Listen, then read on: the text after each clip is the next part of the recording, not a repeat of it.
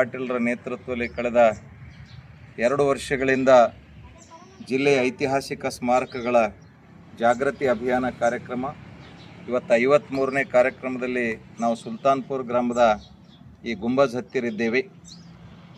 ಈ ಸುಲ್ತಾನ್ಪುರ ಗ್ರಾಮ ಬಹುಮನಿಯರ ಕಾಲದಲ್ಲಿ ರಾಜ ರಾಣಿ ಇರುವಂಥ ಒಂದು ಪ್ರದೇಶ. ಅದಕ್ಕೆ ಸುಲ್ತಾನ್ ಅಂದ್ರೆ ಕಿಂಗ್, ರಾಜ ಅಂತ. ಈ ರಾಜನೇ ಸ್ವತಃ ಬಹುಮನಿಯರ ಕಾಲದಲ್ಲಿ 1347ರಲ್ಲಿ ಈ ಹಸನ್ ಗಂಗು ಬಹುಮನ್ ಶಾ ಈ ಬಹುಮನಿ ಸಾಮ್ರಾಜ್ಯವನ್ನು ಸ್ಥಾಪನೆ ಮಾಡ್ತಾನೆ. ದೆಹಲಿಯ ತೊಗಲಕ್ ದರ್ಬಾರದಿಂದ ಈ ಕಡೆ ಬರ್ತಾನೆ. ಹಸನ್ ಗಂಗು ಬಂದು ಇಲ್ಲಿಯೇ ಒಂದು ಬಹುಮನಿ ಸಾಮ್ರಾಜ್ಯವನ್ನು ಸ್ಥಾಪನೆಯನ್ನು ಮಾಡ್ತಾನೆ.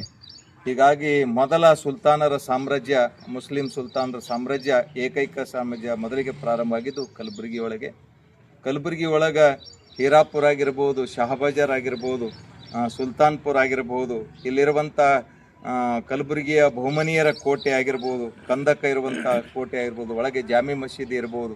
ಇವೆಲ್ಲವೂ ಬಹುಮನಿ 13-14ನೇ ಶತಮಾನದಲ್ಲಿ ಬಹುಮನಿ ಸಾಮ್ರಾಜ್ಯ ವೈಭವಿತವಾಗಿ ನಮ್ಮ ಜಿಲ್ಲೆಯಲ್ಲಿ, ನಮ್ಮ ನಾಡಿನಲ್ಲಿ ಆಳ್ವಿಕೆ ಮಾಡಿದೆ. ದಕ್ಷಿಣ ಭಾರತದ ಪ್ರಥಮ ಬಾರಿಗೆ ಇಸ್ಲಾಮಿಕ್ ರಾಜ್ಯ ಸ್ಥಾಪನೆಯಾಗಿದ್ದು ಕಲಬುರಗಿ ಒಳಗೆ.